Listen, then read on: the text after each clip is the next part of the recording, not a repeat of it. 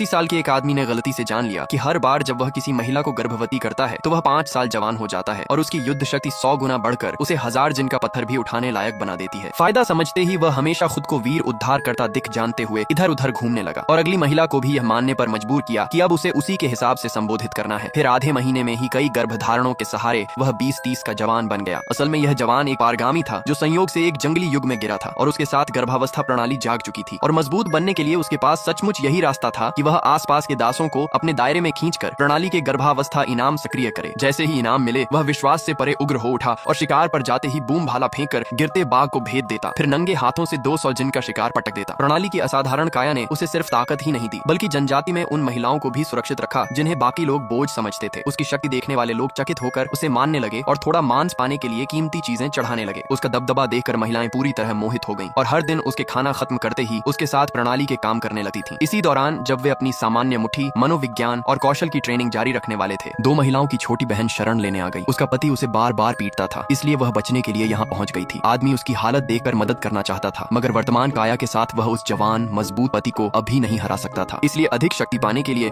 उसने दूसरी महिला के साथ एक और गर्भावस्था कार्य पूरा करने का फैसला किया। 3 घंटे से अधिक प्रयास के बाद प्रणाली ने उसकी शक्ल को प्रौढ़ अवस्था में बहाल कर दिया। उसी के साथ उसे 100 शॉट्स 100 हिट्स का कौशल मिला जिससे वह मनचाहा निशाना कभी नहीं चूकता था। अब वह आसानी से दूर के शिकार मैदान में बहुत दूर बैठे शिकार को भी एक तीर में गिरा सकता था। जैसे जैसे वह और उग्र तथा अधिक हैंडसम होता गया, 2 महिलाएं इतनी अभिभूत हुईं कि उनकी इच्छा मानो उनकी आत्माओं तक खिंच गई। पास खड़ी छोटी बहन भी इतनी हिल गई कि वह भी उसी के प्रति समर्पण की कल्पना करने लगी। उधर छोटी बहन का हिंसक पति यह मान बैठा कि वह अपनी क्रूर ताकत से उसे मार देगा और सारी महिलाओं को छीन लेगा। उसे पता ही नहीं था कि 2 महिलाओं के साथ कार्य पूरा करने के बाद वह आदमी बेहद भयावह रूप से शक्तिशाली हो चुका है। जनजाति का नंबर 1 दिव्य धनुर्धर ये सब सुनकर तुरंत 3 शिकार प्रतियोगिताएं कराने पर अड़ गया। पहले द्वार में नियम था कि जो पहले शिकार को तीर मारेगा वही जीतेगा और प्रतिद्वंद्वी की तीरंदाजी बराबरी की लगते हुए भी आदमी की अगली चाल ने सबको सन्न कर दिया। फिर उसकी तलवार तकनीक प्रकट हुई। वह आसमान में एक बार घूमी और शिकार को भेद गई, जिससे सामने वाले पक्ष ने दूसरा दौर तय किया कि एक ही तलवार से हवा में 2 गरुड़ गिराने होंगे। लेकिन उनकी गर्वित कला उसके 100 शॉट 100 हिट्स के आगे टिक न सकी क्योंकि उसकी छोड़ी तलवार अगले ही पल उसकी इच्छा के अनुसार फिर से आकाश में उठ जाती थी। ऐसी अजेय नियंत्रण शक्ति से वह लगातार शिकार भेदता रहा, फिर लौटकर विरोधी का हौसला कुचल देता और सब लोग उसके देवतुल्य होने से स्तब्ध रह गए। फिर भी प्रतिद्वंद्वी ने हार नहीं मानी। अगली बार आंखों पर पट्टी बांधकर शिकार मांगा और तीर के बाद गंदे हथकंडे आजमाने चला, पर वह भूल गया कि उसकी तलवार मुड़ भी सकती है। अंत में छल करने वाला दिव्य तलवारबाज अपने ही षड्यंत्र से मर गया। आदमी समझ गया कि केवल क्रूर शक्ति लोगों को सिर्फ डरा कर रख सकती है। उसने सारे शिकार को जनजाति में पूरी तरह बराबर बांट दिया और तुरंत समर्थन जीत लिया। फिर जब वह जनजातियों के लोगों के साथ घर लौटा तो महिलाएं उसकी पूजा जैसी स्वीकृति देखकर उसे और भी अधिक प्यार करने लगी। हिंसा से सुरक्षित समृद्ध जीवन ने छोटी बहन को भी इस नए संसार से ऐसा बांध दिया कि वह उसे खोने का विचार भी मुश्किल से सह पाई।